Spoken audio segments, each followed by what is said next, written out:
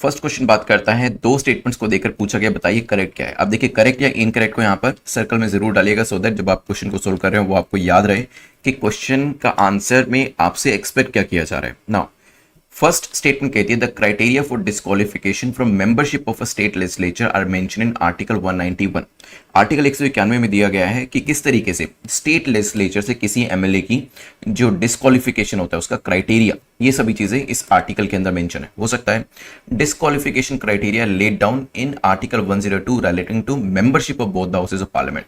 दोनों पार्लियामेंट के हाउसेस को लेकर जो डिस्क्वालिफिकेशन का क्राइटेरिया है वो आर्टिकल 102 के अंदर दिया गया है। 10 सेकेंड्स आपके पास है, सोचिए।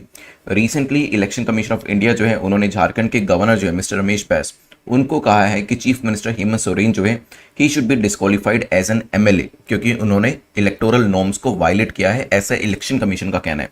तभी ये न्यूज़ थी। वैसे न्यूज़ तो पॉलिटिकल है, लेकिन आप जानते हैं कि हर न्यूज़ के अंदर दो एस्पेक्ट होते हैं, पॉलिटिकल जो हमारे किसी काम का नहीं होता है, और एक होता है एडमिनिस्ट्रेटिव एस्पेक्ट जिसके ऊपर क्वेश्चन बनकर आ सकते हैं।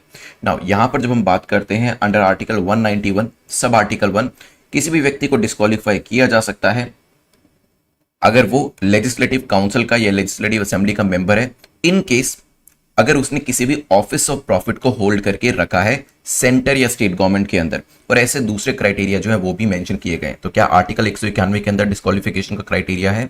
Answer is yes. ये डिस्क्वालिफिकेशन का क्राइटेरिया जो है आर्टिकल 191 के अंदर दिया गया है। क्या इसी तरीके का क्राइटेरिया पार्लियामेंट के लिए 102 के अंदर दिया गया है? So this is also correct. Correct answer will be C. वैसे फैक्चुअल क्वेश्चन था आपका जिसमें आपको आर्टिकल्स के बारे में नॉलेज होनी चाहिए। 102, 191 एंड 103 ये कुछ इंपॉर्टेंट आर्टिकल्स हैं डिस्क्वालिफिकेशन को लेकर, क्योंकि 103 स्टेटमेंट में नहीं था तो यहां पर देख लेते हैं। ये बेसिकली बात करता है जब भी डिस्क्वालिफिकेशन किया जाता है और उसके ऊपर किसी भी तरीके का क्वेश्चन रेज किया जाता है तो ये पूरा का पूरा जो केस है वो किसके पास जाता है? वो प्रेसिडेंट के पास जाता है कि आप एक बार इस केस को देखिए और अपना फाइनल डिसीजन दीजिए। इसमें प्रेसिडेंट जो है वो भी, क्योंकि इलेक्शन कमीशन वाला एरिया है, ये एरिया जो डिस्क्वालिफिकेशन का है वो electoral norms and election commission से डील करता है। इसी वजह से इलेक्शन कमिश्नर जो है उनके भी ओपिनियन यहाँ पे लिए जाते हैं और उसके हिसाब से प्रेसिडेंट एक्ट करते हैं।